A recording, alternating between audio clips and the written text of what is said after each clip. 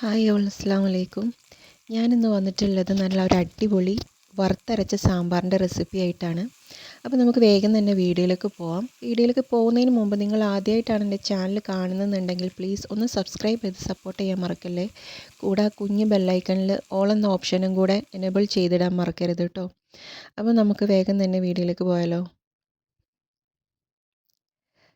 അപ്പോൾ ഞാൻ എടുത്തിരിക്കുന്ന കഷ്ണങ്ങളാണിത്. ഒരുപാട് കഷ്ണങ്ങളൊന്നും ഞാൻ സാമ്പാറിലേക്ക് എടുക്കുന്നില്ല.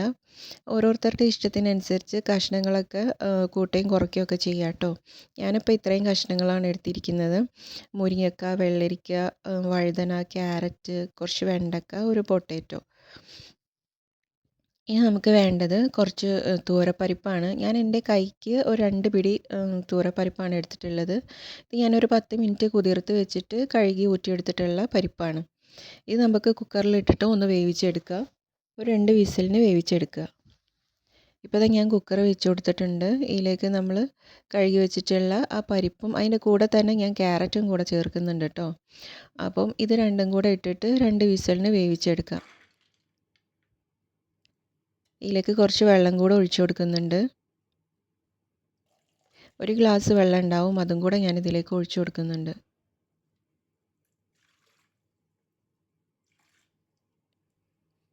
ഇനി ഇതിലേക്ക് ഞാൻ ചേർക്കുന്നത് ഒരു ചെറിയൊരു കഷ്ണം കട്ടക്കായാണ്. വളരെ ചെറുതാണ് കേട്ടോ. അതുകൂടെ ഇതിലേക്ക് ചേർത്ത് കൊടുക്കുന്നുണ്ട്. ഒരുപാട് വലുതെടുക്കരുത്, ചെറുതെടുത്താൽ മതി. ഇനി കൂട്ടത്തിൽ ഞാൻ 1/4 ടീസ്പൂൺ മഞ്ഞൾപ്പൊടിയും കുറച്ച് ഉപ്പൂടെ ചേർത്ത് കൊടുക്കുന്നുണ്ട്. ഇനി നമുക്കിത് കുക്കർ അടച്ചിട്ട് 2 വിസിൽ വരെ വേവിച്ചെടുക്കാം.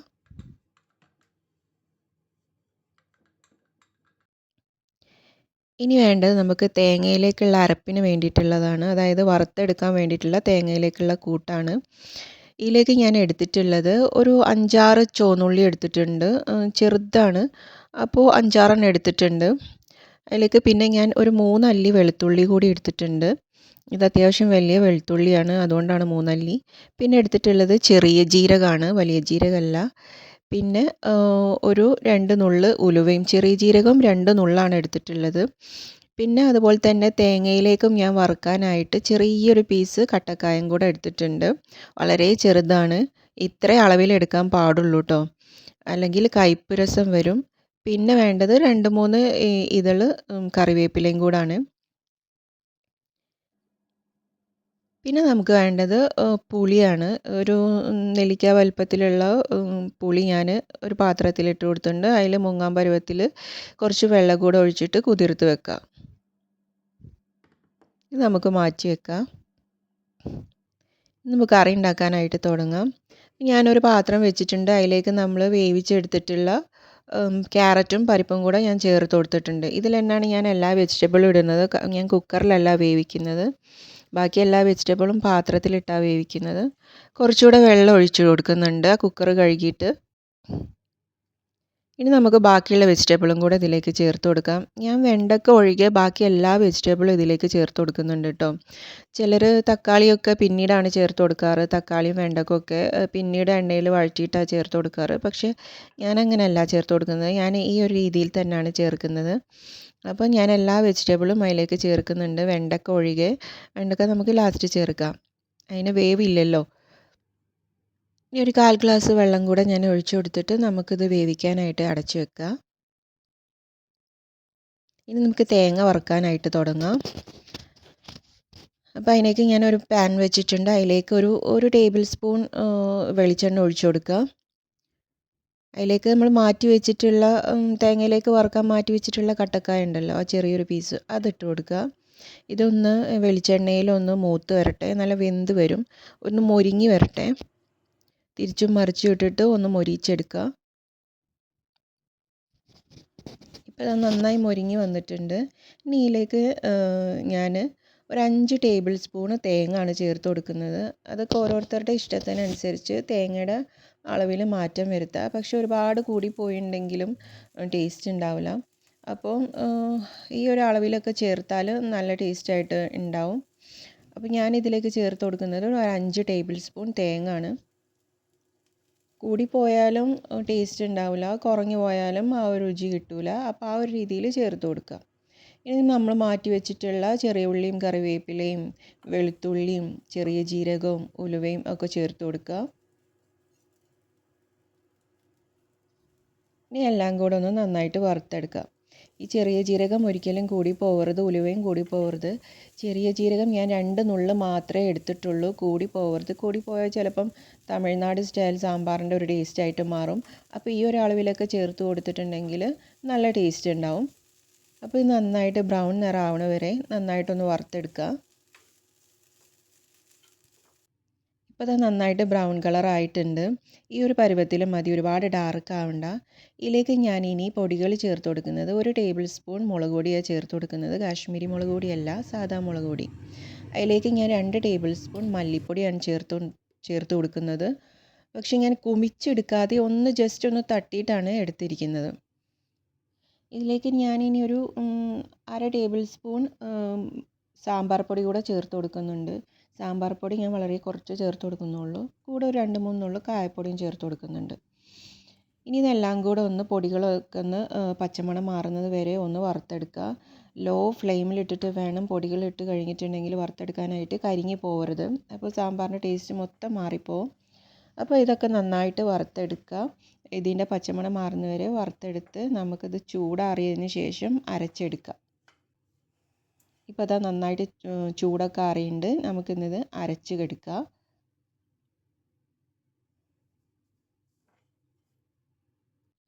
ഇപ്പോൾ അതാ കഷ്ണങ്ങളൊക്കെ നന്നായി വെന്തിട്ടുണ്ട്. നമുക്ക് വെണ്ടക്ക കൂടെ ചേർത്ത് കൊടുക്കാം.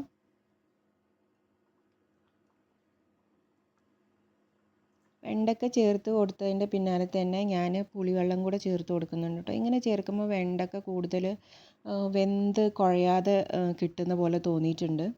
അപ്പം ഞാൻ ഇതിൻ്റെ കൂട്ടത്തിൽ കൂടെ തന്നെ പുളിവെള്ളം കൂടെ ഒഴിച്ചു കൊടുക്കുന്നുണ്ട്.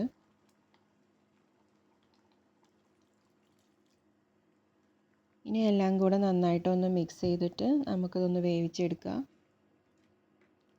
ഇങ്ങനെ കഷ്ണങ്ങളൊക്കെ ഇങ്ങനെ പാത്രത്തിലിട്ട് വേവിച്ചെടുക്കുമ്പോൾ വെന്ത് കുഴഞ്ഞു പോവാതെ തന്നെ നമുക്ക് കഷ്ണങ്ങളൊക്കെ ആയിട്ട് തന്നെ കിട്ടും.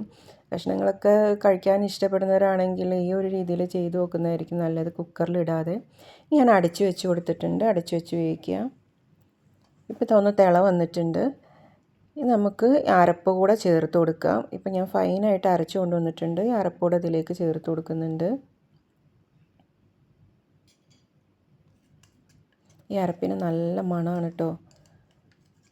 കാരണം നമ്മൾ ആ കട്ടക്കായും കൂടെ അതിൽ ആ വെളിച്ചെണ്ണയിൽ മൊരിച്ചെടുത്ത് അരച്ചതുകൊണ്ട് നല്ല സ്മെല്ലാണ്. ഞാൻ കുറച്ച് വെള്ളം കൂടെ ഒഴിച്ചു കൊടുക്കുന്നുണ്ട് ആ പാത്രം കഴുകിയിട്ട്. ഇനി എല്ലാം കൂടെ നന്നായിട്ട് മിക്സ് ചെയ്തെടുക്കുക. പിന്നെ ഈ സമയത്ത് ഇതിൻ്റെ ഉപ്പൊക്കെ ഒന്ന് ചെക്ക് ചെയ്യുക.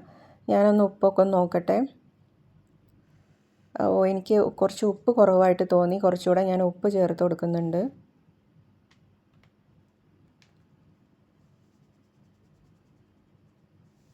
നിങ്ങളുടെ ഉപ്പും പുളിക്കൊക്കെ അനുസരിച്ച് അങ്ങോട്ടും ഇങ്ങോട്ടൊക്കെ മാറ്റം വരുത്താം.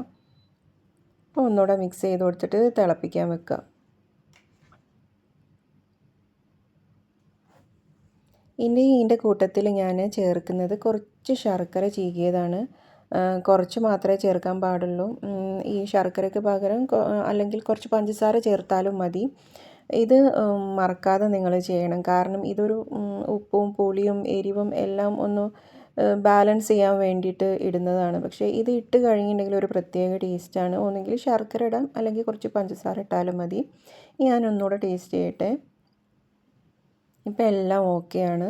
ഇനി തിളപ്പിക്കാനായിട്ട് വെക്കുക. ഇപ്പോൾ അത് കറിയൊക്കെ നന്നായിട്ട് തിളച്ച് വന്നിട്ടുണ്ട്. നല്ല സാമ്പാറൊക്കെ നല്ല സെറ്റായിട്ടുണ്ട്. ഇനി ഇതിലേക്ക് കയ്യിലുണ്ടെങ്കിൽ കുറച്ച് മല്ലിയില ഇടാം. ഇത് ഇഷ്ടമല്ലാത്തവർക്ക് ഇത് ഒഴിവാക്കാം. നന്നായിട്ട് മിക്സ് ചെയ്യുക. നമുക്ക് അടച്ചു വെച്ചിട്ട് ഇത് മാറ്റി വെക്കുക അതിൻ്റെ താളിപ്പിനായിട്ട്. താളിക്കാൻ വേണ്ടിയിട്ട് ഞാനൊരു പാൻ വെച്ച് കൊടുത്തിട്ടുണ്ട്. അതിലേക്ക് ഞാനൊരു 2-3 ടേബിൾ സ്പൂൺ വെളിച്ചെണ്ണ കൂടെ ചേർത്ത് കൊടുക്കുന്നുണ്ട്. ഇനി കുറച്ച് കടുക് ഇടുക. വെളിച്ചെണ്ണ ചൂടായിട്ടുണ്ടെങ്കിൽ കുറച്ച് കടുക് ഇട്ട് പൊട്ടിക്കുക.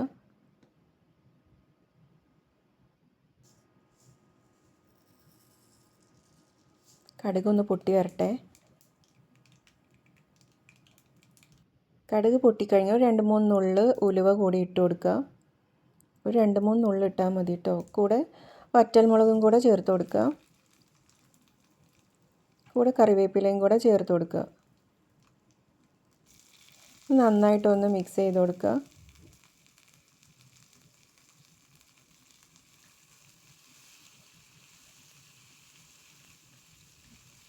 ഇനി തീ ഓഫ് ചെയ്തതിന് ശേഷം മാത്രം ഇതിലേക്ക് ഒരു 2-3 നുള്ള് കായപ്പൊടിയും കൂടെ ഞാൻ ചേർത്ത് കൊടുക്കുന്നുണ്ട്. കൂടെ നിങ്ങൾക്ക് സാമ്പാർ പൊടി വേണമെങ്കിൽ ഒരു 2-3 നുള്ള് ചേർത്ത് കൊടുക്കുക. ഇങ്ങനെ ചെയ്യുമ്പോൾ ഭയങ്കര നല്ല ടേസ്റ്റുമാണ്, നല്ല സ്മെല്ലുമാണ് കറിക്ക്. അപ്പോൾ നമുക്കിത് കറിയിലേക്ക് ചേർത്ത് കൊടുക്കുക.